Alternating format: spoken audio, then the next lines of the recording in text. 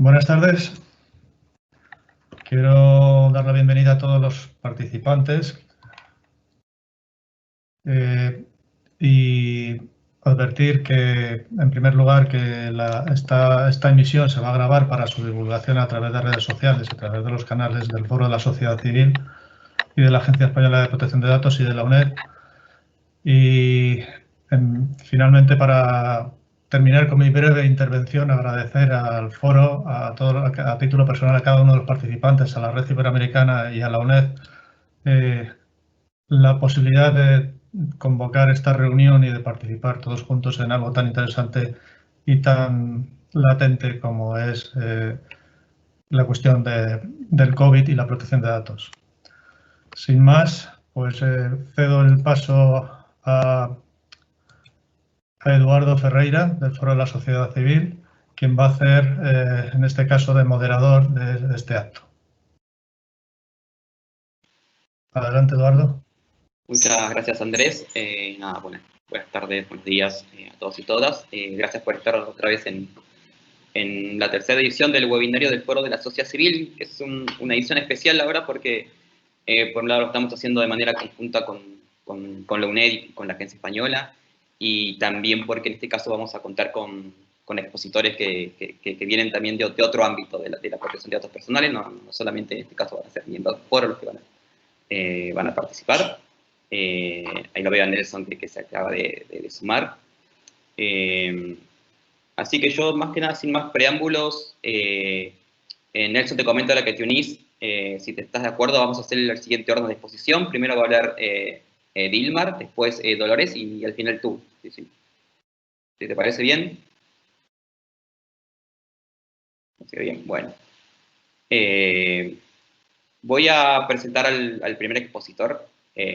Su nombre es Dilmar Villena. Dilmar es coordinador legal de Hiperderecho de Perú. Hiperderecho es una organización que defiende los derechos humanos en el ámbito digital. Bueno, él les va a contar más acerca de lo que trabajan en Perú. Y nos vas a hablar cómo ha venido enfrentando la lucha contra el COVID el Estado peruano y qué desafíos ha planteado para la protección de datos personales y los derechos humanos ahí en su país. Así que, Dilmar, cuando quieras, adelante. Sí, muchas gracias, Eduardo. Gracias al Foro, a la Red Iberoamericana y a la UNED por la invitación. Como bien lo menciona Eduardo, soy coordinador legal en Hiperderecho. Hiperderecho es una asociación civil que se encarga de proteger, difundir los derechos digitales en esferas digitales, y uno de nuestros ámbitos de actuación justamente son los datos personales, ¿no? Y sobre este tema, como organización, nosotros hemos estado haciendo seguimiento y hemos estado trabajando desde cómo el Estado peruano abordó la problemática de la pandemia de la COVID-19, el tema de los datos personales. Antes, digamos, de entrar al meollo del asunto, considero necesario un poco tener en cuenta si es que nuestro marco constitucional y legal estaba preparado para tratar el tema de datos personales ante situaciones de emergencia. En Perú, en la Constitución peruana, tenemos dos estados de excepción, que son aquellos estados, digamos, en los cuales se suspenden el ejercicio de derechos fundamentales y garantías ante situaciones imprevistas, ¿no? En Perú tenemos dos, el estado de emergencia y el estado de sitio. El estado de emergencia, que en este caso procede ante situaciones de perturbación de la paz o del orden interno, de catástrofe y graves circunstancias que afecten la vida de la nación. Y el estado de sitio, que se decreta ante situación de invasión, guerra exterior o guerra civil o situaciones que puedan pasar. ¿Qué es lo que pasa? Que nosotros tenemos estos dos marcos en los cuales se pueden, digamos, suspender o manejar el ejercicio o limitar el ejercicio de ciertos derechos fundamentales. Para el caso de una pandemia, el estado de excepción a decretar sería el estado de emergencia, pero taxativamente se establece que solo se pueden limitar estos derechos, ¿no? La libertad y la seguridad personales, la inviolabilidad de domicilio, la libertad de reunión y la libertad de tránsito en el territorio. Entonces, y el estado de sitio puede limitar todos los derechos fundamentales, salvo las excepciones que se decreten, ¿no? Entonces, ante una situación de pandemia, solo cabría decretar estado de emergencia, pero solo bajo estos cuatro solo se podrían limitar estos 4 derechos. Entonces, en un principio, el acercamiento que se tendría que hacer al tratamiento de datos personales en una situación de pandemia, que sería un estado de emergencia, la Constitución no habilita su limitación a través de la declaratoria de un estado de emergencia, ¿no? Entonces, este es un primer escollo legal constitucional que se tuvo que superar o intentar superar cuando se intentó utilizar los datos personales para enfrentar la pandemia del nuevo coronavirus. Eso es el marco constitucional. A nivel de la Ley de Protección de Datos Personales, nosotros encontramos que en la ley peruana que existen limitaciones al consentimiento para el tratamiento de datos, ¿no? Y una de esas excepciones para el consentimiento de tratamiento de datos es justamente datos relativos a la salud cuando median razones de interés público previstas por la ley o cuando deban tratarse por razones de seguridad pública para situaciones de epidemia o pandemia. Esta sería, digamos, una excepción que se podría realizar al tratamiento de datos personales, pero solamente los datos relativos a la salud. Entonces, en un primer lugar, podemos ver de que la Constitución peruana no había previsto de cuánta importancia podrían tener los datos personales al momento de enfrentar situaciones de crisis sanitaria, ni tampoco la ley de protección de datos circunscribe la limitación del consentimiento a los datos relativos a la salud, ¿no? Entonces, ese es el acercamiento que tuvo el marco legal y constitucional que tuvo el Estado peruano para intentar abordar la problemática de la pandemia. En este sentido, el Estado peruano intentó utilizar una técnica de, digamos, como en otros países de la región, sacaron aplicaciones por celular y también intentaron utilizar el rastreo a través de la geolocalización. El Estado peruano creó este grupo de trabajo que se llama Te Cuido Perú, que era multisectorial, que estaba el ministro de Defensa, el ministro del Interior, el Ministerio de Salud. Y lo que hacía este grupo de trabajo era, se le permitía el acceso a la geolocalización de los ciudadanos y ciudadanas que, por ejemplo, llamaban a las centrales de emergencia cuando la persona que podía llamar a una central de emergencia porque podía tener síntomas, este grupo de trabajo creado a través de un decreto supremo autorizaba para que este grupo de trabajo pueda acceder en ese momento a la geolocalización de los ciudadanos y ciudadanas que pudieran llamarlos, ¿no? Entonces, un problema que nosotros alertamos como organización fue que aquí está habiendo una excepción al tratamiento de datos personales en lo que implica el consentimiento, porque en Perú la geolocalización es un dato personal y lo que se generaba era que cuando tú llamabas a la central de emergencia porque podías tener algún síntoma, se autorizaba para que el Ministerio de Salud, el Ministerio de Defensa, todos los que son parte de este grupo de trabajo Te Cuido Perú, accedan a tu geolocalización y en caso tú posteriormente salgas, digamos, diagnosticado positivo con el nuevo coronavirus, te habilitaba que accedas incluso hasta los 3 días anteriores hasta 3 días sobre tu movimiento, ¿no? Sobre tu geolocalización, con los fines de asegurar el rastreo y todo ello. Entonces, nosotros hicimos como organización, alertamos en un primer nivel porque acá lo que se estaba generando era una excepción al consentimiento sin que haya necesario un marco constitucional legal claro y habilitante, ¿no?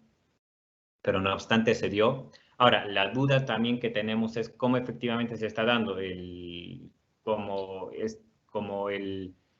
este grupo de trabajo está en cabeza del Ministerio de Defensa, mucha de digamos, de la información que se maneja ahí se guarda bajo la cultura del secretismo. Entonces, se han presentado otras organizaciones o otras personas han presentado solicitudes de acceso a la información para saber qué protocolos tienen, qué información, digamos, han recolectado, cuántas solicitudes a cuántos números de celulares han accedido a través de la geolocalización y mayor respuesta no se tiene porque justamente está en cabeza del Ministerio de Defensa. Pero tampoco parece ser que haya funcionado mucho esta estrategia porque, bueno, los casos en Perú, al menos en la primera ola, salieron un poco descontrolados y, bueno, se conoce la situación peruana sobre este tema, ¿no? Entonces, ese fue un primer acercamiento que tuvo el Estado peruano. Intentó hacer el tratamiento de datos personales de geolocalización a través de este grupo de trabajo sin tener, digamos, el marco constitucional y legal habilitante claro, ¿no? Eso de un lado. De otro lado está lo relacionado al tema del ámbito laboral. ¿Qué es lo que en Perú la Autoridad de Protección de Datos Personales tiene la capacidad de emitir opiniones consultivas, ¿no? Entonces, justo cuando comenzaron a regularse el regreso, digamos, a los centros de trabajo, la Autoridad de Protección de Datos Personales peruana emitió una opinión consultiva sobre cómo es que deberían de tratarse los datos personales relativos a la salud, que en la normativa peruana son datos sensibles, en el ámbito laboral.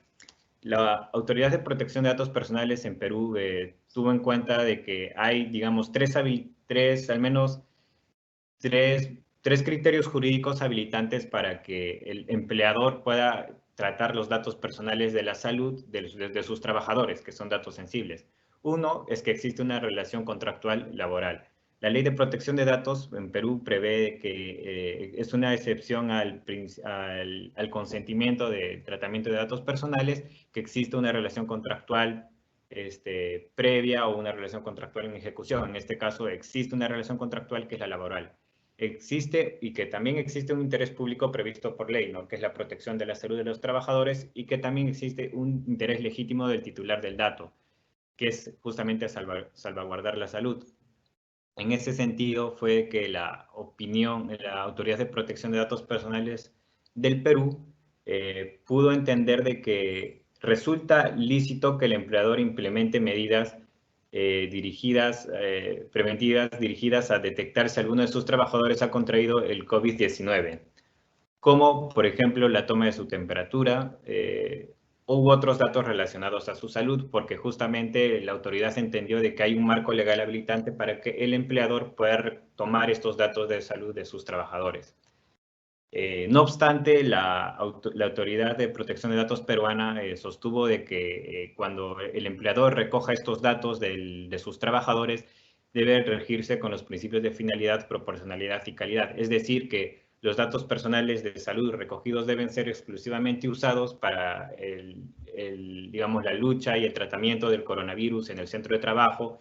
Deben de recolectarse los datos estrictamente necesarios para hacer frente al nuevo coronavirus, y que los datos sean tratados de acuerdo a al principio de calidad. De la misma manera, la Autoridad de Protección de Datos como que se manifiesta, aunque no es necesariamente su competencia, y entiende que existe un deber de información de los trabajadores sobre los síntomas, ¿no? O sea, la autoridad dice de que los trabajadores tendrían un deber de reportar los síntomas sobre el nuevo coronavirus que podrían tener, de lo que se intuye que alguna directiva del empleador referida a que reconozca alguna obligación de los trabajadores de que estos deban reportar sobre sus síntomas que podrían generar de que tiene el COVID-19, sería una obligación legal, ¿no? Que no sería contraria a la Ley de Protección de Datos Personales. También la autoridad prevé de que el empleador pueda hacer preguntas al trabajador relativas a sus síntomas de salud, ¿no? Por ejemplo, si es que la persona si es que la persona tiene fiebre, si es que tiene algún síntoma de dolor de garganta, todos estos síntomas que podrían dar a entender de que el trabajador tiene síntomas del COVID-19. Y si es que incluso ha tenido contacto con personas contagiadas, que es básicamente toda la información que el Ministerio de Salud peruano elaboró en la ficha de sintomatología del COVID-19, ¿no? No obstante, la autoridad también sostiene que los datos de salud recogidos a través de estas preguntas o los que los trabajadores voluntariamente informan o obligatoriamente por alguna disposición del empleador informan al empleador, no deben ser divulgados salvo el riesgo de salud de otros trabajadores, ¿no? Para reconstruir la cadena de contagios y todo ello. Y de nuevo, siempre haciendo énfasis en los principios de finalidad, proporcionalidad y calidad, ¿no? O sea, si bien el empleador tiene la facultad de exigir de que los trabajadores les reporten síntomas o les alcancen al empleador sus datos referidos a la salud, el tratamiento de estos datos tiene que ser necesariamente estrictamente proporcional y de acuerdo a la finalidad, que es en este caso permitir a la lucha contra el COVID-19. Y la autoridad también es clara en este sentido, ¿no? La autoridad peruana dice que la excepción de esta recolección de datos de salud, que son datos sensibles, es solo para el consentimiento. Eso significa que las otras obligaciones de la Ley de Protección de Datos, que son, por ejemplo, el deber de información, el deber de seguridad, todavía los empleadores tienen la obligación de cumplirlos, salvo la excepción que aplica para el consentimiento, que en este caso no tienen la obligación de cumplir porque están exceptuados, ¿no? Esa es la opinión consultiva que emitió la Autoridad de Protección de Datos Personales peruana, dándole en cierta medida un poder grande, podría decirse, al empleador para monitorear los datos de su salud de los trabajadores que puedan estar bajo su dirección. Eso en el ámbito laboral peruano. En el ámbito de la educación y el tratamiento de datos personales, nosotros en Hiperderecho también hicimos seguimiento a un caso que fue muy sonado acá en los medios de Perú, que fue un caso relativo a la Universidad Nacional Mayor de San Marcos, ¿no? Que es la universidad más antigua de América. Lo que pasa es que los exámenes esta es una universidad pública, ¿no? Y para acceder a esta universidad pública se toman exámenes de admisión y el examen de admisión estaba originalmente programado para marzo, pero en marzo se declaró el estado de emergencia y se declaró la restricción de movilidad, se suspendieron todas las clases, entonces no se tomó el examen de admisión para este año en marzo. Y luego de posteriores reprogramaciones se tuvo que para más o menos octubre, o sea, el mes pasado, fines de septiembre, se iba a tomar este examen con la modalidad virtual, que el examen iba a tomarse en modalidad virtual y que la Universidad de San Marcos, para tomar este examen, contrató un software, ¿no? El software conocido como Small, que iba un poco garantizar de que los alumnos que den el examen no incurran en plagio ni tampoco hagan trampa al momento de brindar el examen, ¿no? Y que este sistema, este software iba a recolectar los datos biométricos, iba a tomar fotos de los alumnos y se las iba a remitir a las autoridades para que estos evalúen si es que efectivamente hizo o no plagio. Al momento de que se tuvo conocimiento de que la Universidad de San Marcos iba a aplicar este software, hubo ciertas alertas por parte de la sociedad, básicamente en dos ámbitos. Uno, en el ámbito de la infraestructura y la brecha digital. ¿Qué es lo que pasa? Que en Perú, solo aproximadamente del 60% de la población que tiene acceso a Internet, solo el 35% tiene acceso a Internet a través de Internet fijo, ¿no? Ya sea a través de un módem que puedan conectarse, y el otro gran porcentaje de la población peruana que tiene acceso a Internet lo tiene a través de su móvil. Entonces, había ahí un gran y grave problema de infraestructura y de brecha digital. Y otro problema también era respecto de la efectividad del software. ¿Qué es lo que pasa? Que estos softwares que hacen reconocimientos de datos biométricos, hay papers y hay muchos informes que te dicen de que estos datos no siempre necesariamente son muy efectivos en países que no son caucásicos, ¿no? Porque estos datos suelen fallar cuando hacen reconocimiento de datos de personas afro o de personas que no tienen los rasgos caucásicos con los datos que fueron entrenados efectivamente este software. Y en un país multiétnico como Perú se llamó la atención de que este software podría fallar porque la composición multiétnica de Perú no necesariamente aseguraba el éxito de un software antiplagio, ¿no? Y más allá de eso, de que de repente, por ejemplo, cuando en el proceso de dar el examen, la universidad les dijo, no tienes que descargar el software Small en tu computadora para dar el examen, y cuando no descargaba el software, sí, ¿no? Te decía, vamos a tratar los datos personales de esta manera, conforme al reglamento, a la Directiva Europea de Protección de Datos y tal. No obstante, cuando el alumno se inscribió para dar el examen de admisión en la universidad, no se le informó de que, porque cuando el alumno se inscribió, el examen iba a ser en modalidad presencial y escrita, ¿no? Pero en ningún momento se le dio la opción de que pueda iba a variar y que el examen iba a darse de forma virtual y que justamente la universidad iba a poder tener acceso a estos datos personales que se iban a recolectar a través de este software, ¿no? Entonces también se generaron dudas, porque una vez que este software que permite, que pide al alumno que está dando el examen que prendas la cámara, que también prendas el micrófono y recolecta toda esta información, indica de que esta información se le transfiere a la universidad. Se hizo la búsqueda y la universidad no había inscrito ningún banco de datos para tratar estos datos personales que Small se le iba a brindar. Tampoco tampoco tenía el consentimiento de los alumnos y alumnas postulantes que iban a dar este examen, porque cuando ellos se inscribieron iba a dar de manera presencial y tampoco se les pidió de nuevo el consentimiento para que acepten dar este examen de manera virtual y el tratamiento posterior de estos datos personales por parte de la universidad.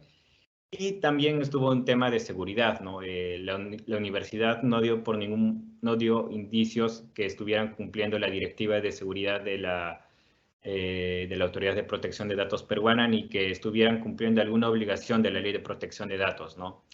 Es en ese sentido que se hizo una alerta a la Autoridad de Protección de Datos peruana. Nosotros, como Hiperderecho, presentamos una denuncia para que efectivamente fiscalicen y evalúen de si es que la Universidad Nacional Mayor de San Marcos, al momento de tomar este examen, cumplió o no con la Ley de Protección de Datos Personales y su reglamento, y si cumplió con todas las obligaciones. Bueno, a pesar de todas estas alertas, la universidad continuó con tomar el examen y bueno, los resultados salieron mal como se esperaban. Por ejemplo, hubo denuncias de que el examen de admisión fue transmitido por Twitch y por Discord, que el software colapsó en el momento, que incluso, como podemos apreciar acá, habían capturas de pantalla de las preguntas y se estaban circulando por grupos de WhatsApp.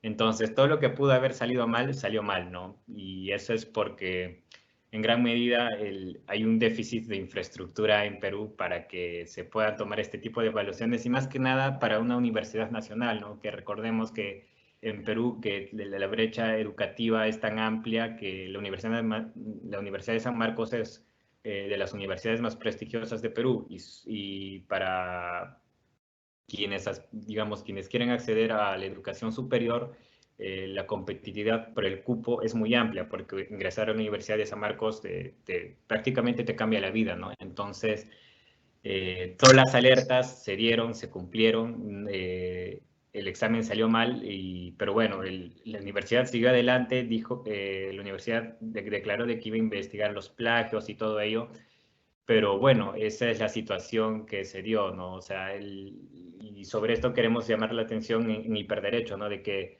las universidades, en su caso, los colegios también, han estado migrando hacia la teleeducación, ¿no? Pero nos pusimos a pensar también, si estas universidades están almacenando datos personales de sus alumnos, ¿en qué medida están cumpliendo con la Ley de Protección de Datos Personales peruana, ¿no? Hemos también recibido reportes de que en otras universidades del Perú, por ejemplo, estaban obligando a que los alumnos brinden información sensible referidas a su salud hacia las universidades, y otro tipo de información y otro tipo de datos personales que las universidades que podrían o no tener la capacidad para exigirlas, pero el problema es que las universidades peruanas no todas están, ni los centros educativos ni los colegios, ya sean del Estado o privados, necesariamente cumplen las disposiciones de la Ley de Protección de Datos Personales y su reglamento, ¿no? Entonces, esa es la gran problemática en la educación peruana, de que si existe de por sí un problema de brecha de infraestructura muy grande en el uso de herramientas de tecnología, esa brecha se acentúa más porque los centros educativos, ya sean superiores o básicos, tienen poco o nulo conocimiento y cumplimiento de la Ley de Protección de Datos Personales, lo cual no les exime de que deban cumplirlo, pero los datos personales de los alumnos y alumnas no están necesariamente garantizados, ¿no? Y llegando a ese punto, también el Estado peruano también intentó hacer un acercamiento al tema de telesalud. En Perú contábamos con la Ley Marco de Telesalud, que es del 2016 y fue modificada en mayo de este año, ¿no? Cuando ya estábamos en plena pandemia. La Ley Marco de Telesalud, por ejemplo, no hacía referencia alguna sobre el ámbito de la Ley de Protección de Datos Personales, lo cual, claro, se infería de que tiene que aplicarse. Recién la modificación de mayo de este año pone explícitamente que todos los centros de salud, ya sean clínicas, clínicas privadas o colegios, hospitales públicos, tienen que cumplir la Ley de Protección de Datos Personales y su reglamento, porque algunos centros de salud privados de repente dudaban de que si les era aplicable o no la Ley de Protección de Datos. Bueno, esta modificación de mayo dijo de que cuando realicen telemedicina, que es en este caso que es la teleconsulta, la teleinterconsulta, la teleorientación, el telemonitoreo, en este caso los centros de salud deben de cumplir con la Ley de Protección de Datos Personales y su reglamento. Y para lo referido a la teleorientación, cuando se implica el tratamiento de datos sensibles, el consentimiento expreso tiene que darse a través de la TIC. ¿Qué es lo que pasa? Que los datos de salud son datos sensibles y la ley peruana exige que en lo referido a datos sensibles el consentimiento tenga que darse de manera expresa y por escrito. Y ese ámbito de qué se entiende por consentimiento escrito, ¿no? Necesariamente el consentimiento confirma manuscrita o implica el consentimiento de que se entiende por consentimiento escrito tal vez el hacer el clic en un box de alguna aplicación del software de la clínica o del hospital, puede ser. Había mucha duda.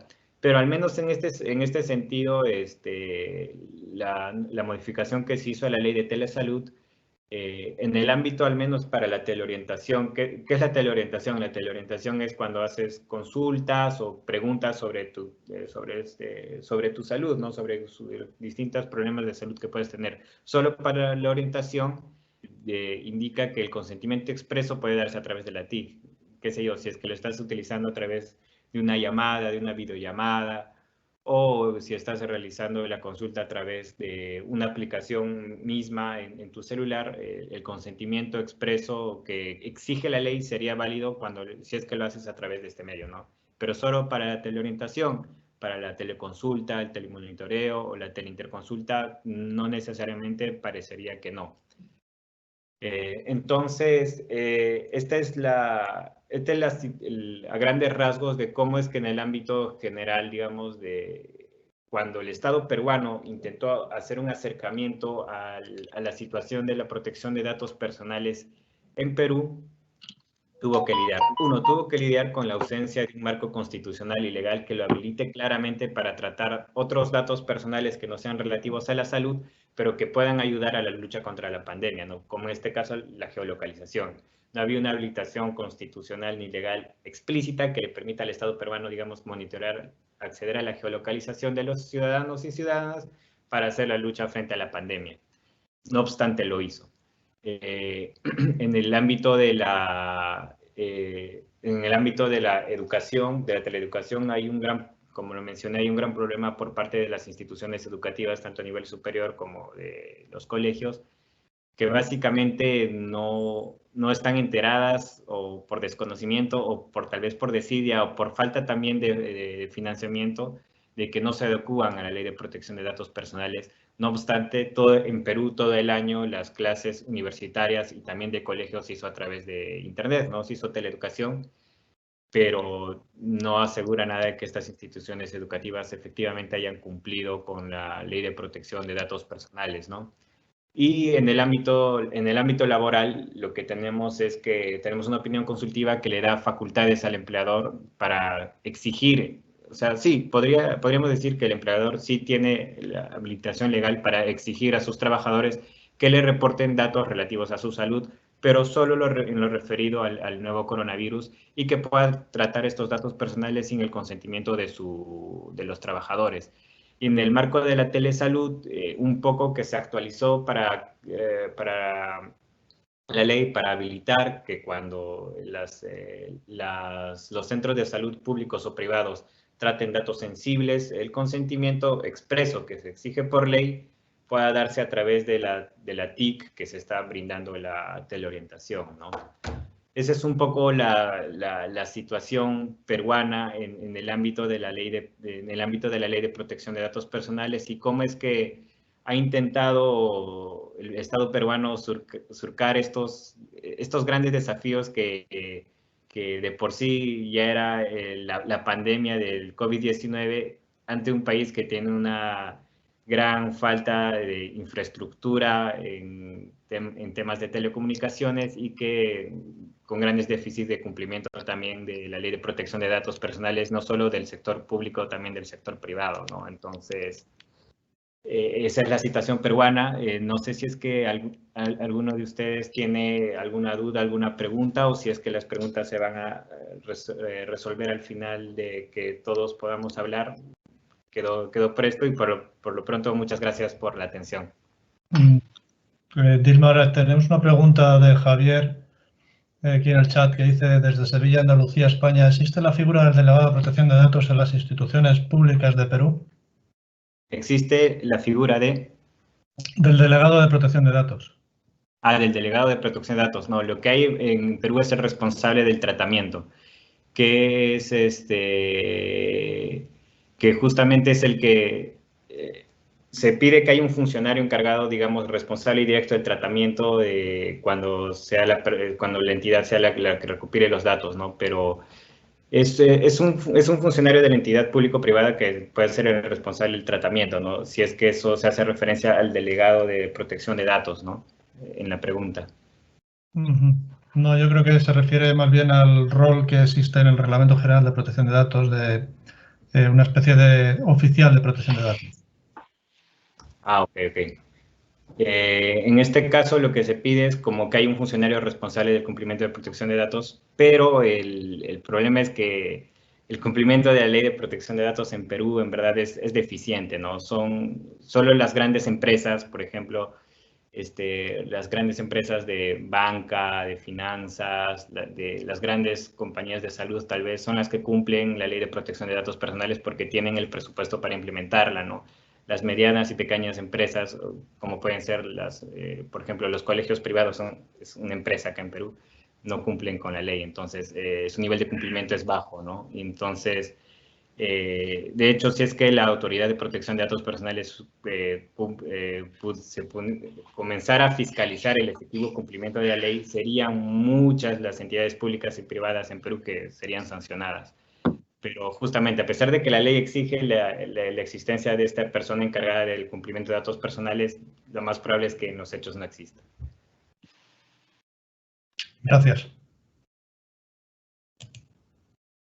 Perfecto, sí. Y nada, complementando la respuesta de Dilmar, entiendo yo que en la totalidad casi de la legislación de datos personales en Latinoamérica todavía no está la figura de delegado de protección de datos porque, bueno, son creadas antes del reglamento y salvo, no sé, por ahí habría que ver Brasil, que sacó hace poco una nueva ley capaz que lo tiene, pero debería. En Uruguay existe la figura de DPO y en Brasil también, muy parecido al esquema del GDPR. Está perfecto, gracias Dolores por complementar la información. Bueno, ya que estamos, te doy el paso a ti. Primero agradecer a Dilma por la exposición, la verdad que muy completo el panorama de lo que está sucediendo en Perú y la verdad abarcó todos los distintos supuestos y temas que pueda haber durante la pandemia. Así que gracias Dilmar y doy paso a Dolores Dosso. Dolores es experta en protección de datos y nos va a hablar también, entiendo yo, una pantalla más regional y general de los desafíos de la protección de datos para el COVID. Así que, Dolores, cuando quieras, adelante. Bueno, me voy a tomar un segundo para poder compartirles mi pantalla. Que creo que es acá. Y a ver cómo tengo que hacer para que ustedes vean. Okay. ¿Ven bien mi No, estamos viendo la pantalla Teams. No. A ver. Vamos a intentar de nuevo.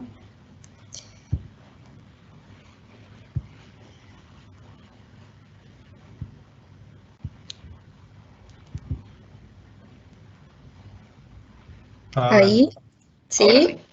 Bueno, sí. Perfecto. Bueno, entonces yo esta ponencia titulé Pensando la pospandemia, lo que el COVID nos dejó. Y bueno, lo que quiero empezar contando o haciendo en realidad, la idea de esta ponencia es más bien ser un disparador de preguntas para hablar más adelante entre todos. Todos creo que conocen el caso Facebook Cambridge Analytica. Creo que fue el primer escándalo que nos puso bien de manifiesto cuán expuesta y cuán en jaque estaba la protección de datos y la privacidad en América Latina, pero en el mundo también. Y el COVID, la pandemia, nos vino a refrescar, a reenseñar que invadir la privacidad no solo afecta al individuo y a derechos que atañen a su dignidad humana, sino que impactan en la sociedad, impactan en el buen funcionamiento de los procesos democráticos y también impactan en el buen funcionamiento de las instituciones de gobierno. Esto último es muy especial, está muy tocado por la pandemia en respecto a el uso que hacen los estados de datos personales enmarcados en un contexto de emergencia sanitaria. Entonces, bueno, para controlar la pandemia, por supuesto, todos los estados, todos los gobiernos latinoamericanos tuvieron que tomar medidas de emergencia, medidas que no estuvieron bien sopesadas, no hubo ni análisis de riesgos, ni evaluación de impacto, y muchas veces en muchos estados ni siquiera se chequeó compliance con la normativa local. Y bueno, en un punto las emergencias tienen esto, ¿no? Nos permiten tomarnos algunas excepciones. Pero el tema es ahora, o entrando en la pospandemia todavía, bueno, yo soy muy optimista y ya hablo de pospandemia, pero entrando en la pospandemia tenemos que pensar en que vamos a tener que convivir con muchas de estas medidas que se tomaron sin sopesar, sin tomar un debido análisis, sin hacer un exhaustivo análisis de la materia regulatoria en protección de datos en cada gobierno, en cada regulación, en cada estado. Y esas medidas van a servir de base o para legitimar decisiones o tratamientos de datos que han sido aceptados por la sociedad en un marco de pandemia, pero luego se van a perpetuar porque lamentablemente las emergencias también tienen eso, sobre todo en América Latina, las decisiones que se toman en emergencia luego tienen la mala costumbre de perpetuarse en el tiempo, y eso va a hacer que va a quedar un statu quo de tratamiento de datos, quizás, ¿no? Puede ser el escenario que quede un statu quo de tratamiento de datos personales por parte del Estado que afecte muchas veces la legitimidad de ese mismo tratamiento. Entonces, bueno, yo pensando en esto, en cómo va a ser el mundo de la protección de datos después de la pandemia, creo que lo primero que diría es que en América Latina tenemos un problema de agenda. Lo primero que creo que deberíamos poner sobre la mesa es el hecho de que en muchos gobiernos latinoamericanos la protección de datos hoy en día, hasta hoy, no es un tema de importancia, de relevancia, aún en países con infraestructura robusta de protección de datos, con derecho constitucional reconocido en su constitución, con leyes, con reglamento, con autoridad de aplicación up and running, igualmente no es un tema en agenda. Ni aún con la pandemia, con todo lo que nos hizo pensar quién tiene mis datos, para qué los usan, bueno, aún así, en muchos estados sigue siendo un tema del cual no se le presta atención a nivel gubernamental. Eso implica que se avasallan derechos humanos, que son inalienables, que son básicos, que están reconocidos en sus cartas magnas, y muchas veces que se quebrantan leyes de protección de datos que deberían estar cumpliéndose. El COVID en un punto nos da una ventaja, que es que aceleró un proceso que quizás nos hubiese tomado muchísimos más años de debate, puso este semi-debate de la necesidad de que el Estado garantice medidas de protección de datos para, además de controlar la pandemia, balance y garantice un cierto estándar, un estándar mínimo de protección de datos y tenga en cuenta la privacidad de sus ciudadanos. Y bueno, y también ahí creo que empieza la segunda pregunta, que es, una vez que definimos si nuestro gobierno tiene o no en agenda el tema de protección de datos, es qué postura tiene ese gobierno. ¿Es de los que buscan armonizar con las leyes de protección de datos? ¿Es de los que buscan tener una visión pro protección de datos? ¿O por el otro lado, es de los que hacen o pretenden hacer una polarización entre, bueno, esto es imposible, hay que elegir salud o privacidad? Entonces, bueno, yo soy de la opinión de que esos estados que pretenden que la ciudadanía elija entre salud y privacidad son el problema, porque eso es una presunción falsa. Nosotros no solamente estamos en condiciones tecnológicas de poder tener ambas, sino que además es nuestro derecho tener ambas, salud y privacidad.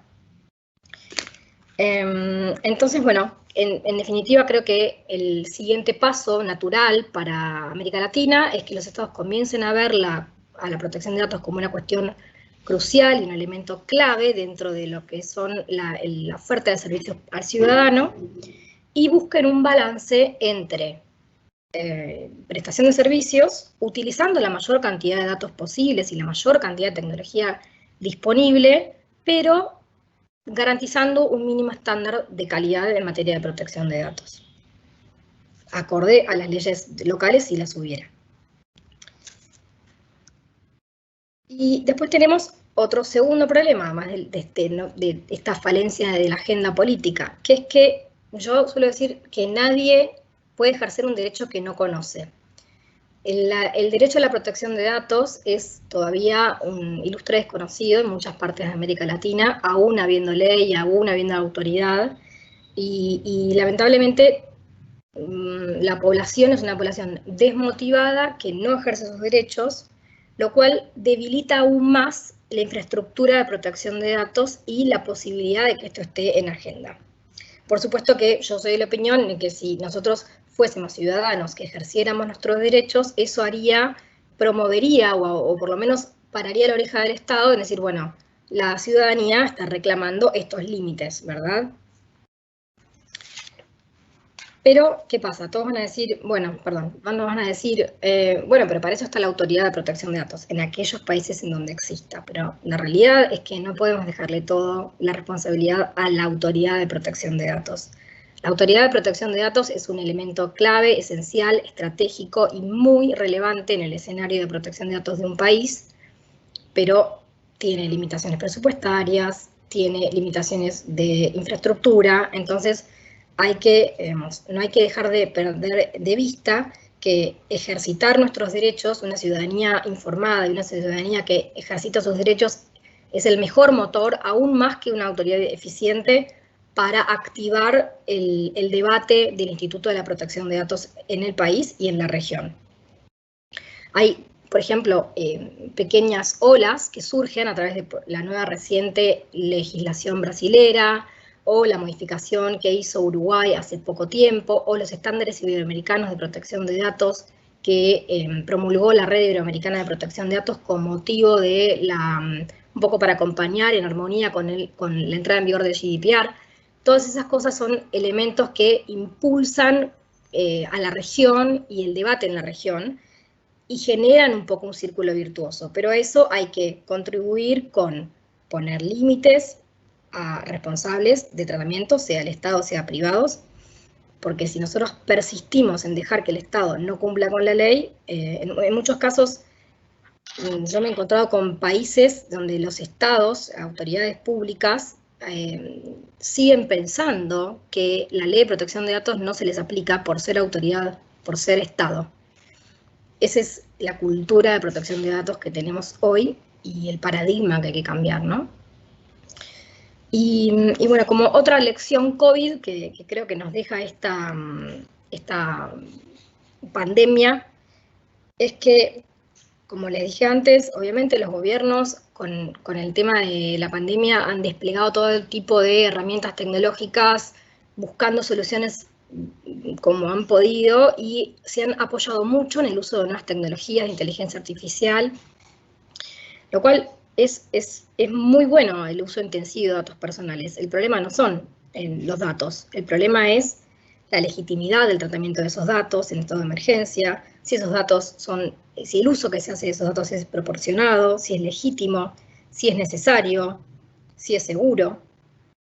También si el Estado rinde cuentas, qué va a pasar con esos datos, cuándo se termina la emergencia, cuánto tiempo es necesario estar en la emergencia y hacer ese tratamiento de datos. Pero más que nada, creo que una de las lecciones que toda esta pandemia y el escándalo de Facebook Analítica nos deja es que la desregulación no es el camino. Ya se ha probado, hay países que tienen sistemas de autorregulación. Facebook es un ejemplo de cómo la autorregulación no es el camino y la importancia del rol de las autoridades de protección de datos para que el Estado y para que los privados también rindan cuentas, apliquen el principio de responsabilidad demostrada, sean transparentes en el uso de la información que hacen de terceros y haya mecanismos de control efectivos. Sí, o sea, el problema, como digo, no son los datos. La idea es que se use la mayor cantidad de datos posibles, pero siempre que se respete un mínimo de protección de datos y un mínimo de mecanismos de control. Y esto creo que es algo que no da vuelta atrás. Los servicios públicos, privados, cada vez están más basados en datos. Y ahí viene el segundo elemento clave, además de la rendición de cuentas o la accountability, es el hecho de generar confianza. Si los usuarios, los consumidores, los ciudadanos no tienen confianza en que el Estado o que los privados, pero hoy, bueno, nos toca hablar del Estado, no tratan de forma transparente, segura y proporcionada sus datos personales, inmediatamente van a ser más reacios a transmitir, perdonen si escuchan los gritos de mis hijos, van a ser más reacios a compartir información personal. Entonces, para que los servicios públicos sean sostenidos en el tiempo, persistentes, evolucionen, mejoren realmente, tenemos que pensar desde una óptica de la privacidad como un elemento clave para brindar mejores servicios públicos y donde el eje del servicio tiene que estar pensado en restablecer la confianza entre el ciudadano y el responsable del manejo de la información personal. La pandemia obviamente nos recuerda por qué es importante proteger los datos, porque es un derecho individual central, pero también, como les dije al principio, es un imperativo democrático y es una forma de garantizar el buen gobierno. Y en este sentido, si el usuario no tiene confianza en cómo manejan sus datos, no puede haber un crecimiento sostenible de estos servicios públicos legítimos basados en el uso de datos. Entonces, bueno, ¿cuál es el camino? ¿Cómo se hace para luchar contra la desconfianza del ciudadano? Yo ahora les voy a contar un abanico de lo que creo que son los elementos en donde habría que enfocarse. Uno es generar normas, porque bueno, la autorregulación para mí no es el camino, generar normas robustas y prácticas de privacidad. En eso la autoridad de vuelta tiene un rol muy importante que cumplir para suplir aquellas normas que, en la medida que pueda, que sean obsoletas o que no respondan a la coyuntura que se presenta. Y además de redes, de autoridades fuertes y de normas fuertes, también creo que hay que buscar estabilidad y seguridad jurídica, y eso se hace también generando redes, en el sentido de que no somos una isla, no somos un punto en el mar, estamos inmersos en un contexto. En ese sentido, el mundo tiene estándares internacionales, Convenio 108 o los estándares iberoamericanos de protección de datos son un gran ejemplo de eso, de cómo funciona cuando se armonizan las legislaciones y los gobiernos tienen más herramientas para permitir el libre flujo de datos seguro y brindar más herramientas para promover la protección de datos dentro del sector privado y público. Y también le dan más herramientas a las autoridades, porque hoy los datos no están dentro de un continente, dentro de un estado. Fluyen de un lado para el otro y es casi imposible pensar en un escenario que no implique que las autoridades colaboren y trabajen en conjunto para proteger la información personal de una manera efectiva y cohesionada entre la región, pero también a nivel global. Sin embargo, yo lo que encuentro en Latinoamérica es que primero el nivel del conocimiento de la norma por parte de la ciudadanía es muy bajo, por parte del sector público es escalofriante. El sector público, como les digo, no solamente muchos no conocen la norma, si existe en su país, sino que tienen la creencia de que por ser el Estado están excluidos del cumplimiento de la ley. Y luego tenemos el problema de las autoridades de protección de datos, que como no está en agenda en primer prioridad, les cuesta mucho hacer enforcement por lo general, países muy vastos con mucha densidad poblacional. Entonces, bueno, como conclusión, creo que la pandemia nos puede servir como una wake-up call, una llamada de atención, en donde decir, bueno, esto sí es importante, esto es transversal, esto nos aplica a todos, y el futuro estratégico depende de todos los actores, ni solo de la autoridad, ni solo de la ley, ni solo de... Es un conjunto en donde la ciudadanía tiene que ejercer sus derechos, la autoridad tiene que ofrecer su guía, y ser una autoridad robusta, las leyes tienen que ser robustas, tiene que haber mecanismos de control para poder trabajar la confianza, tiene que haber rendición de cuentas, tiene que haber transparencia, tiene que haber accountability y también responsabilidad demostrada, y también tiene que haber, si hace falta, sanciones. También, pero tiene que estar todo hecho en un marco de convergencia regional, convergencia global, armonía y diálogo entre todos los actores. Y eso incluye también a la sociedad civil, que también tiene que ayudar a hacer crecer el instituto y como contaban recién, de la importancia, ¿no?, del trabajo de la sociedad civil y también de los expertos. Los expertos en América Latina también necesitamos expertos de protección de datos que trabajen en el gobierno, que entiendan, que puedan transmitir la importancia que tiene la materia en el sector privado, en la sociedad civil, creo que necesitamos expertos en todos lados. Y un poco, bueno, así termino así termino mi intervención. A mí esta imagen para mí es muy significativa. Creo que tenemos que pensar en el hecho de que lo que se viene y la oportunidad que la pandemia nos brinda a partir de poder poner este tema en agenda y qué podemos hacer desde nuestro lugar para impulsarlo. Así que, bueno, eso es todo por mi parte. Y nada, espero sus preguntas, encantada. Y ahora escuchar a Nelson. Muchas gracias, Dolores, por tu intervención. Muchas cosas también para seguir después de tu charla. Recordamos que si quieren hacer alguna pregunta, lo pueden hacer vía el chat y después la leemos cuando tengan la exposición.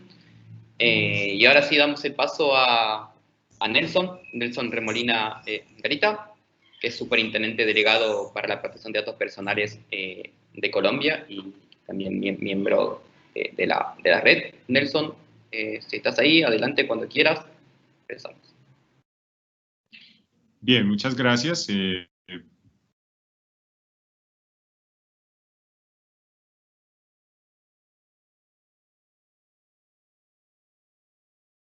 No te estamos escuchando, Nelson. A ver.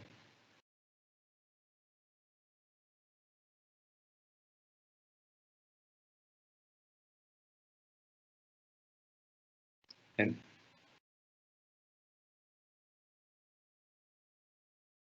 A ver, Nelson, no sé si estás ahí. Te había escuchado al inicio, pero después ya no. Eduardo, tenemos una pregunta. Si quieres, mientras intentamos recuperar a Nelson, leemos la pregunta. Perfecto. Supongo que será para Dolores. Hay una persona que está preguntando si no considera que lo que viene es menor privacidad con el uso de las nuevas tecnologías. Yo creo que no es menor privacidad, creo que al revés, creo que hoy en América Latina el nivel de protección de la privacidad es en algunos estados casi nulo. Y creo que la concepción, primero que la discusión no debería tener que ser privacidad o tecnología, privacidad o salud. Se pueden ambas y tenemos derecho a tener ambas y tecnológicamente es posible tener ambas. Lo que queremos es usar datos pero garantizar un estándar, garantizar unos niveles mínimos de protección de nuestra información personal. Esos niveles mínimos de protección también requieren mecanismos de control, pero digamos, yo no creo que sea menos privacidad, al contrario, en muchos estados va a ir creciendo, no disminuyendo. Perfecto. Muchas gracias, Dolores, por la respuesta. Ahora sí creo que lo tenemos a Nelson. Nelson, ¿estás? Sí.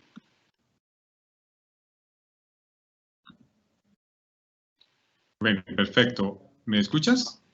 Ahora sí, Nelson. Sí, adelante. Cuando quieras, arranca. Ok, muchísimas gracias por la invitación. Quiero confirmar si están viendo la presentación. Sí, la estamos viendo. Sí, perfecto. Bien, muy bien. Entonces, de nuevo, gracias por permitirme compartir con ustedes algunas ideas sobre este tema. Yo creo que este es un tema que, pues, nos ha dado muchas lecciones, no solo en tratamiento de datos, sino en todos los aspectos de nuestras vidas, y que, pues, aún no está todo dicho ni todo culminado, ¿no? Creo que aún seguimos, al margen de que no ha desaparecido el virus ni es controlable, pero aún seguimos con muchas cosas que se están haciendo y que afectan muchos derechos de todos nosotros. Pero uno podría destacar varias cosas acá y comparto de alguna manera lo que ya planteó Dolores. Yo creo que en primer lugar hay una sensación como de mucha desconfianza. Eso es lo que a veces uno percibe en qué está pasando con mis datos, qué está pasando con muchas cosas. Y son desconfianzas que no son gratuitas, simplemente, ustedes saben, la confianza es algo individual, la percepción de cada una, pero eso en todo en medio de esta incertidumbre, porque como ustedes muy bien saben, esta pandemia llegó de un día para otro, cambió las cosas de un día para otro, y logró esos cambios que llamamos ahí forzados y que nos tienen una, comillas, nueva normalidad, en la cual, pues, hay muchas discusiones, muchos debates. Creo que este es un tema, como muchos otros temas, que desde luego siempre da eso, surgimiento a diferentes perspectivas de ver los temas, de cuáles son las mejores medidas, de hasta dónde implementar esas medidas, y eso es natural que suceda en cualquier tema y en cualquier aspecto. El punto siempre es tratar de hacer las cosas, o mejor, hacerlas bien o lo mejor posible. Porque muchas veces, como ustedes vieron, a veces es por un tema de voluntad política, de regulación, pero también no voluntad política, porque yo creo que esto no hay que centrarlo solo en los gobiernos. Yo creo que en este COVID también grandes protagonistas son las empresas privadas, como lo son, y de hecho creo que los que más tienen datos en el mundo son las empresas del sector privado. Y lo coloco solo por el ejemplo que ustedes muy bien saben de cómo el COVID hizo básicamente que la sociedad, pues los colegios y todo hoy sea prácticamente online, y ahí están utilizando pues diariamente herramientas tecnológicas nuestros hijos, nosotros desde el trabajo, y pues básicamente quienes están a cargo de todas las herramientas pues no son los gobiernos, como ustedes muy bien saben. Lo que pasa es que a veces los gobiernos, como han creado unas herramientas para recolectar ciertos datos, pues a veces el ojo solo está allí, pero hay que mirar a todos los actores y desde luego pues que todos hagan los temas o este tema muy bien. Y también lo planteo con que hay mucha especulación, ¿no? Con estos aspectos. La verdad, ¿cómo sabemos si nuestros datos están siendo tratados debidamente? ¿Quién tiene prueba de ello? Realmente no sé. Partimos de la buena fe y la ética y el profesionalismo de todos los que tratan los datos. Eso es un supuesto. Ahora, demostrar que eso, lo digo ahora porque como yo hago en este momento los roles de autoridad, cuando a mí me llega un caso, a mí me toca con evidencia, con pruebas para tomar decisiones. Se pueden tomar algunas decisiones de tipo sancionatorio u otras simplemente de enfoque preventivo, y ahora un poco les comento eso que se ha hecho. Pero básicamente una autoridad tiene que trabajar con evidencia, y esto es algo que también es natural y tiene que convivir muchos derechos, como entre otros el debido proceso en cualquier actuación. Entonces, a veces muchas cosas no se hacen no por falta de voluntad de la autoridad, sino porque no hay evidencia de lo que están afirmando. Hay que tener presente que una cosa es lo que se afirma en redes, en un periódico, una revista, y otro es lo que se lleve ya un expediente ante un juez o ante una autoridad de protección de datos. Son cosas y son parte de las reglas de juego de los estados democráticos, donde pues el debido proceso pues hay que observarse. Ahora bien, en tema de los datos, ustedes saben, pues la información siempre ha sido el activo muy relevante. Lo que pasa es que en los últimos 25 años es creo que el más valioso, en la medida en que hay más información, más tecnologías para obtenerla, y pues buena parte de lo que estamos viendo con el COVID, que creo que se disparó, sí, aunque ya estaba, pero se disparó más el uso de tecnologías en parte de nuestra cotidianidad. Pensemos en nuestros hijos todos los días en el tema de colegio, nosotros en reuniones a través de plataformas como esta u otras, y creación de muchas ayudas o herramientas que se ha considerado que pueden ser útiles. Y ustedes saben cómo los gobiernos y las entidades privadas han hecho uso de APPs, han creado páginas web registros obligatorios, temas de tomas de temperatura, pero también se han creado muchos protocolos de bioseguridad en muchas actividades. Acá en Colombia hay más de 70, por ejemplo. En muchas actividades, para un gimnasio, para ir al cine, para ir al supermercado, protocolos que de alguna manera implican recolección de algunos datos. Y sobre esto, como siempre, pues como ustedes saben, hay un gran apetito por el dato, porque se cree que un dato utilizado bien, pues puede generar buenos resultados, como un insumo para tomar una decisión. No sé si los datos per se sean siempre la solución, creo que no, es parte de, sobre todo en temas tan complejos que tienen que ver acá con derechos humanos, con la salud, con el crecimiento económico y otros aspectos. Y como siempre, el punto de esto son cosas que ya mencionó Dolores hace tiempo, y esto es algo que viene también de hace tiempo. Me explico. Año 75. El tema no es tanto el uso de la tecnología o los datos, es cómo neutralizar los posibles efectos negativos que pueda generar el uso de estas herramientas tecnológicas, el progreso científico y tecnológico. Ustedes ven, hay una resolución de la ONU del 75, quizás hay anteriores, pero esta es un poco la que más siempre me gusta referirme, porque me gusta ese tema de neutralizar en el sentido preventivo, ¿no? Cómo evitar tratamientos indebidos de los datos de la gente para, por ejemplo, adoptar medidas con miras a mitigar los efectos negativos del COVID, el contagio o su propagación en una sociedad. Y acá vienen temas que hay que analizar siempre, y aunque ya muchas cosas se hicieron, igual es importante tenerlas presentes para las que se están haciendo o las que seguramente se harán con ocasión de estas situaciones, digamos, no usuales en nuestra sociedad, como es pues una pandemia tan grave o de la dimensión que estamos atravesando. Y entonces las medidas que se toman, pues uno tiene que mirar, como ustedes muy bien saben, y paso esto muy rápido, pues cuál es el objetivo de esa medida. O sea, realmente sí va a ser útil o no para mitigar el contagio o evitar el contagio, por ejemplo. ¿Qué tan necesaria es la medida? O sea, ¿no? ¿Cuál es el alcance de la medida? Porque uno siempre puede tener una medida con un buen propósito, pero hay que mirar cómo la diseñó, cuál es el alcance, hasta dónde va. Y el otro punto que yo veo es cómo se implementa la medida en la práctica.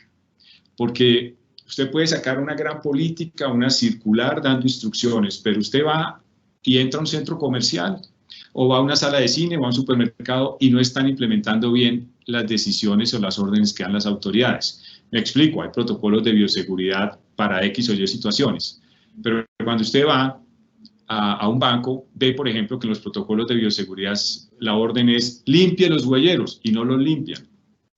¿No? Ya en la práctica, lo que voy es en la práctica, o sea, la implementación de la medida en el día a día es muy, muy, muy importante en el sector público o privado, en cualquiera de los dos, como tal. Entonces, yo creo que en este tema de implementación, por ejemplo, les puedo decir acá en Colombia, en la Autoridad de Protección de Datos hemos recibido 5 quejas, básicamente porque hay ciudadanos que se quejan que les están pidiendo el documento de identificación, que para escanearlo, que por qué, bueno, cosas así.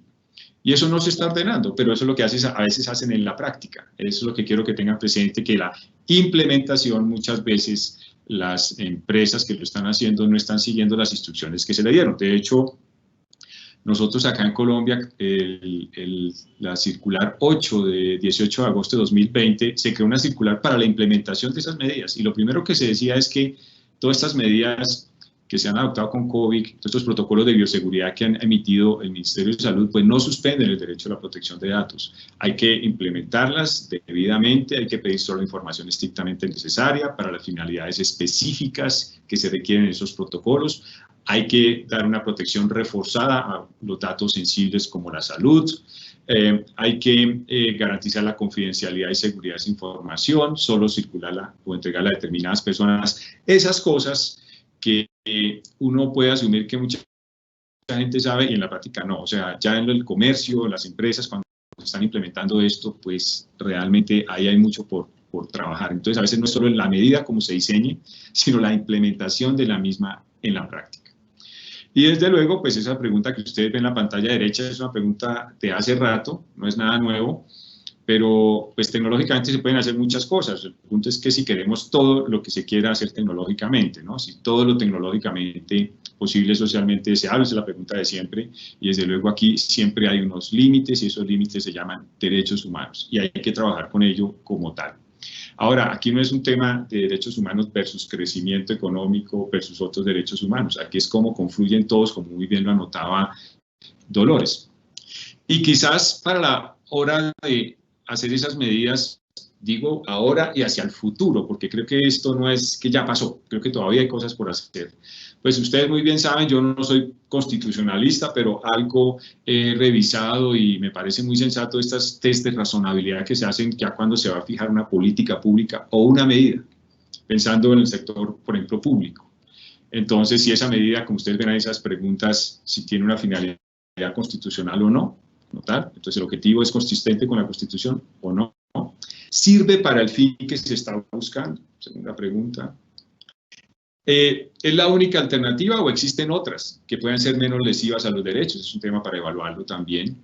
Y si efectivamente es la única y pone en riesgo algunos otros derechos, ¿él pone en riesgo lo menos posible o está sacrificando otros valores de igual jerarquía? Son juicios de valor que siempre hay que hacer con ellas y no perderlas, digamos, de vista. Pero insisto, esto es en la hora cuando se está diseñando este tipo de medidas como tal, que ojalá se tenga presente. Este test no es para datos, este es un test que ustedes muy bien saben, seguramente ya han leído mucho sobre esos temas, que desde hace rato usualmente las cortes constitucionales hacen relación cuando, o traen a colación mejor estos test, cuando están analizando, por ejemplo, una decisión que tomó el Congreso o un gobierno mediante un decreto. Y entonces se mira esos aspectos para al final decir si es consistente o no con la Constitución. Bueno, es un tema para tener presente. Algo que mencionaba Dolores y traigo aquí a colación. Aquí el punto es que a veces se reacciona de inmediato, pero no se piensa ni diseñan las cosas un poco con tiempo. A veces la pandemia llegó y se empezó a reaccionar inmediatamente. Algunas cosas salieron muy rápido, otras quizás tomaron un poco de tiempo, en fin. Pero ustedes muy bien saben que todos estos proyectos que involucran datos, pues el éxito de los mismos para que sean generadores de confianza, no pongan en riesgo la reputación de la organización que están haciéndolo, y sean exitosos como tal y respetuosos de derechos, entre otros los derechos relacionados con el debido tratamiento de datos, pues están a hacer bien las cosas desde el principio. El problema es que se está mirando estos temas desde el principio cuando se inicia un proyecto, cuando se va a hacer una app, una página web o cualquier registro, sí o no. Y esto que ustedes saben de privacidad del diseño por defecto, pues uno le puede colocar otros ítems como ustedes ven ahí, como legalidades del diseño por defecto, privacidad desde luego, ética, seguridad y accountability del diseño por defecto. Creo que si las organizaciones esto lo piensan, se toman unos días antes se pueden hacer muchas cosas que generarán o evitarán que se ponga en riesgo o comprometa el éxito o la confianza respecto de un proyecto que involucre tratamiento de datos. Y en ese aspecto, pues siempre es muy bueno hacer estos análisis de riesgos en cualquier actividad. Estoy pensando, pues todos estos temas de APPs o páginas web de registros obligatorios de datos de los ciudadanos o facultativos. Pero en esto, quien está diseñándolo, pues siempre debe tener presente estos elementos que ustedes saben que son muy de la mano con todo esto de principio de accountability y análisis de riesgos. Identificar qué riesgos tenemos allí, ¿Qué tanto puede suceder esos riesgos en la práctica realmente? Porque ustedes saben, todos los días estamos en riesgo. Todos los días, en muchas cosas siempre estamos asumiendo riesgos. Ahora, ¿qué tanto puede realmente ese riesgo materializarse? ¿Cómo podemos controlarlo? ¿Y cómo monitoreamos que lo que estamos haciendo efectivamente es útil, funciona correctamente?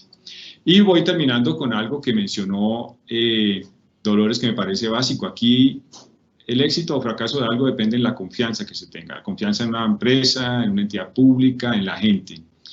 Y aquí hay muchas cosas, yo cito a este autor que me gustan, cosas que plantea allí.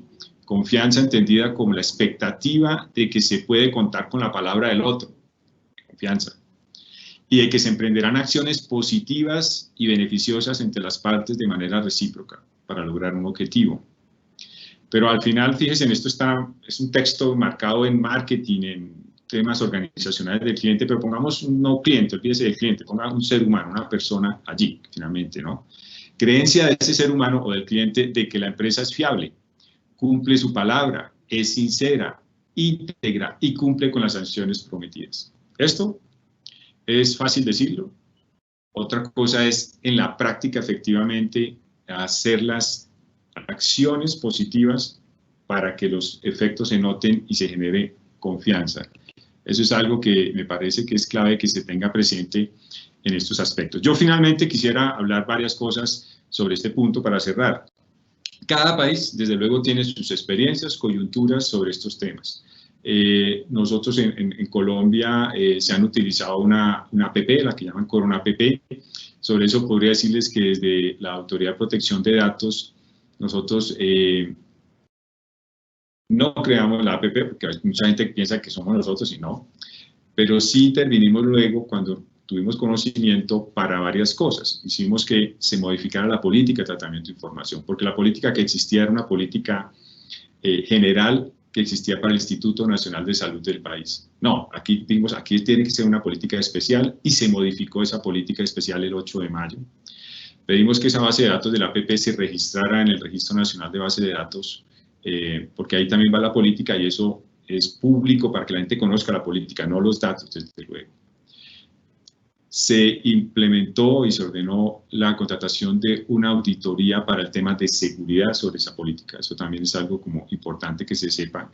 Y también el diseño de la APP se modificó para que la gente, en cuanto a sus datos, fuese más consciente sobre cierta información que debe conocer.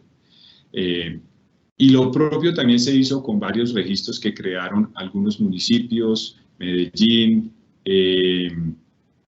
en Cali, Bogotá, pidiendo que se ajusten medidas de seguridad y que se cumplan unas reglas en cuanto a la captura y uso de datos sensibles, particularmente pautas de información. No sé si me escuchan o se fue la señal. ¿Sí me escuchas? ¿Sí? Ok. Quizás eso. Y yo también terminaría con lo siguiente, que a mí me preocupa no como autoridad, sino como ciudadano. Yo creo que como ciudadano a veces veo que nos falta una visión más colectiva de los derechos en el sentido, y lo coloco como contraposición a la visión individualista. Yo creo que no en datos, sino en el tema de salud, lo que estoy viendo. Mientras muchos hacemos y cumplimos los protocolos para usar mascarillas, en fin, otros no lo hacen. Entonces uno no tiene que pensar solo en sus derechos, sino también los derechos de los demás. Y lo traigo con el tema de datos. A veces se recolectan datos también porque se necesitan para proteger los derechos de los demás. Y vuelvo al tema, piensen si ustedes van a subir en un avión. Bueno, todos los que van a subir en el avión, pues le están pidiendo cierta información, seguramente pruebas. Bueno, es una medida para proteger a todos los que van en el avión. Yo creo que ahí no debemos pensar cada uno en solo nuestros derechos, sino también ser, insisto, tener esa visión colectiva o comunitaria, no sé si sean las palabras más precisas, de pronto no, pero espero que se entienda la idea de que aquí buena parte no está en juego solo nuestros derechos, sino los derechos de los demás. Yo creo que esta pandemia nos ha hecho reflexionar en eso, personalmente a mí mucho, porque antes uno no veía la importancia no solo de uno hacer bien las cosas para proteger uno a su familia, sino también de que los demás hagan bien las cosas, porque si no afecta mis derechos. Y eso me parece que no hay que perderlo de vista, y lo digo sobre todo por por a veces este tema de personas que pues, no utilizan mascarillas porque dicen, pues no, es libre desarrollo de la personalidad. Siempre va a haber una razón, pero creo que no siempre hay que pensar de manera individual en cada uno, sino en la sociedad como tal. Bueno, yo dejaría eso por ahí hasta este momento y de nuevo gracias y bueno, un abrazo. Muchas gracias, Nelson, por tu exposición. Como les dije, hay espacio para las preguntas. Ya tenemos un par, así que las voy haciendo. Elizabeth de la Prodap de Costa Rica pregunta, quisiera conocer el criterio de la autoridad de Perú respecto del uso de cámaras y audio en las clases virtuales de las universidades. No sé, Dilma, si estás ahí, si puedes contestar la pregunta. Bueno, la autoridad no tiene, no ha emitido una opinión consultiva en específico sobre este tema. No obstante, nosotros tenemos una ley que regula el uso de cámaras de videovigilancia tanto en espacios públicos como privados, y también contamos con su reglamento, ¿no? Y su reglamento especifica de que sí deberían de cumplir con la ley de protección de datos personales todo el uso de estas cámaras, ¿no? Si bien la autoridad no dijo nada, el Tribunal Constitucional peruano también, por ejemplo, en casos similares en lo que se refiere al uso de cámaras de vigilancia o bueno, el uso de cámaras y audio en las clases virtuales en la universidad, podría traspolarse los criterios de que tendría que hacerse si es que fuera estrictamente idóneo, necesario y proporcional, ¿no? Lo cual habría que demostrar en este caso de cómo es que utilizar las cámaras, obligar a utilizar las cámaras tendría que ser obligatorio. Por ejemplo, hay universidades que sí lo hacen, y hay universidades que por respetar la privacidad de los alumnos no obligan a aprender las cámaras, ¿no? Pero no tenemos un pronunciamiento en específico sobre este tema. Perfecto. Muchas gracias, Dilmar. Hay otra pregunta que es, ¿cómo aumentamos la conciencia de las autoridades de los estados de que las leyes de protección de datos les aplican qué hacer? ¿Alguien le quiere contestar? Creo que esa pregunta la pueden contestar los tres, así que si alguien quiere arrancar. ¿Cómo hacer para que los estados cumplan con las leyes de protección de datos? Bueno, Perfecto. Yo más que cómo hacer, es que es un deber. O sea, las constituciones son muy claras usualmente, me corrigen, pero en Colombia la constitución es clara que los funcionarios públicos debemos cumplir la constitución y la ley y respondemos por acción u omisión. O sea, es un deber, ¿sí? Como tal. Entonces, no es opcional, es que se debe. Pero yo creo que a veces hay que ser también consciente, y eso no es una excusa, desde luego, que a veces no todo el mundo ve de igual manera la importancia de este derecho. Y yo creo que hay que seguir trabajando para que quien tenga las decisiones en el Estado, pues sea consciente de la importancia de este derecho. Quizás no lo sabe. Pensemos todas las personas que elegimos en una democracia a través del voto popular. Ellos no son expertos en datos, no, lo único que se pide en una democracia es ser edad y ya, y votar, pero no sabemos si son expertos en estos temas. Entonces, si usted me dice cómo hacer, quizás uno de los puntos que podría hacerse es cómo llegarle a ellos para que sepan la relevancia del tema, o sea, por lo menos queden suficientemente informados del impacto en la ciudadanía, en sus derechos humanos y el impacto en la economía en un país como el tema de datos. Porque acá el tema de datos muchas veces, y con eso voy terminando, se presenta como una barrera y eso es una estrategia que me parece que, bueno, en algunos casos ha funcionado, pero me parece que no es honesta esa afirmación. Todo lo contrario, buenos tratamientos de datos, economías con buenos tratamientos de datos que van a tener más oportunidades porque están trabajando, innovando desde la legalidad, pero también generando confianza en los consumidores sobre esos productos que se está haciendo sobre datos. Y una cosa a agregar, coincido plenamente y también creo que para eso también están las sanciones, es una herramienta para dar a conocer el instituto y también ejemplificar sobre la importancia de tener que cumplirlo. Y también se pueden hacer cosas como, por ejemplo, depende de la legislación y qué legislación lo permite o no, pero herramientas para generar rendición de cuentas en materia de protección de datos en el sector público. Así como el sector público, no sé, anualmente o bianualmente, presenta informes y rinde cuentas de su gestión, bueno, también podrían informar sobre cuál es su programa de privacidad, cómo tratan la información personal, qué medidas de seguridad aplican, un poco transparentar la gestión de datos personales desde parte del sector público. Sí, y complementando lo que mencionan acá, totalmente de acuerdo con ello. Y, por ejemplo, nosotros tenemos acciones de litigio estratégico justamente cuando vemos que una entidad pública maneja datos de especial importancia y no los quiere cumplir, ¿no? Acá en Perú, por ejemplo, tenemos unos organismos constitucionales autónomos, como en este caso es RENIEG, que es el encargado del registro, que maneja todos los datos personales referidos al registro, ¿no? Estado civil, nacimiento, todo ello. Y bajo su concepto, a ellos no les es aplicable la ley de protección de datos personales. Nosotros hemos solicitado opiniones consultivas a la autoridad y la autoridad dice que efectivamente sí les es aplicable, ¿no? Pero ellos no lo quieren cumplir, entonces no queda muchas veces más que llevarlo a litigio y que se pronuncie la autoridad competente en este caso para que les haga cumplir la ley de protección de datos. Buenas. Oye, solamente quería a Dolores, a Nelson, a Dilmar y a Eduardo, pues saludaros y agradecer como siempre el apoyo que estáis dando al foro y bueno, no he tenido tiempo de poder seguiros a todos todo el tiempo porque estamos, entre otras cosas, con esto del COVID y la llegada de la virtualidad es un no parar. Se van abriendo cada vez más frentes, como ahora cuesta muy poco abrir cualquier frente, pues lógicamente esto acaba siendo, como dice mucho más, un funcionario multitarea, que más que esto te lleva a muchas veces a situaciones, no sé si de melancolía o de agotamiento.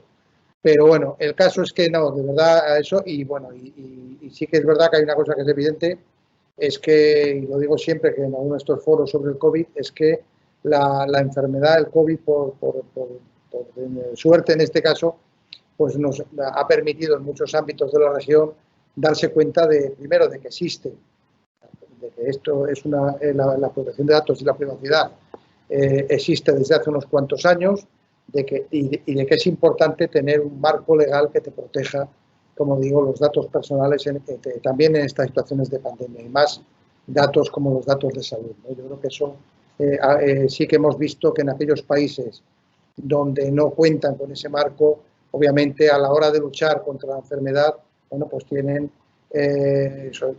especialmente los ciudadanos, pues obviamente están en una peor posición que otros países que sí que cuentan con esa normativa. Y también, obviamente, lo que nos lleva es a la necesidad de adecuar, de revisar, también de reforzar el papel de las autoridades precisamente para afrontar mejor estos problemas, ¿no? Estas situaciones que bueno, pues que no son, requieren un tipo de tratamiento mucho más intenso, más reforzado, y para eso, como en todo, se requieren medios y se requiere, como digo, que también desde los gobiernos a las autoridades se les dote de una fortaleza que en muchos casos, como digo, en bastantes casos, pues, por desgracia para nosotros, no para la región y para los ciudadanos, no lo tienen, ¿no?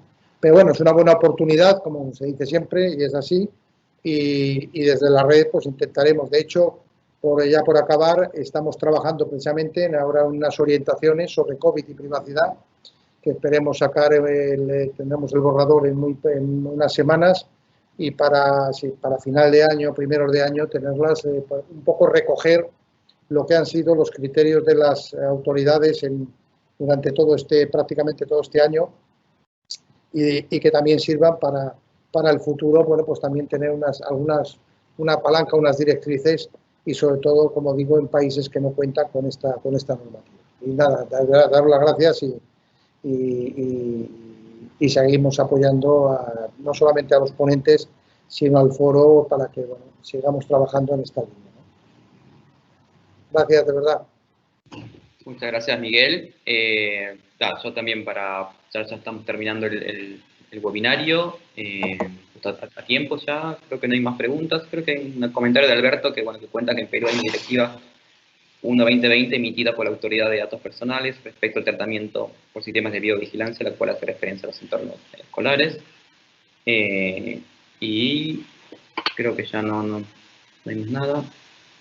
Así que, bueno, agradecerles nuevamente a Dilmar, a Dolores, a Nelson, a Miguel Ángel y a toda la gente de la UNED y de la agencia por haber llevado adelante este webinario. Y bueno, seguimos trabajando cada uno desde su sector, desde su lugar de trabajo para seguir aumentando la protección de datos personales en Iberoamérica. Así que nada, un abrazo y nos seguimos viendo en otro momento. Adiós. Hasta luego. Gracias. Gracias a todos. Gracias. Hasta luego. Hasta luego. Hasta luego, Andrés. Gracias.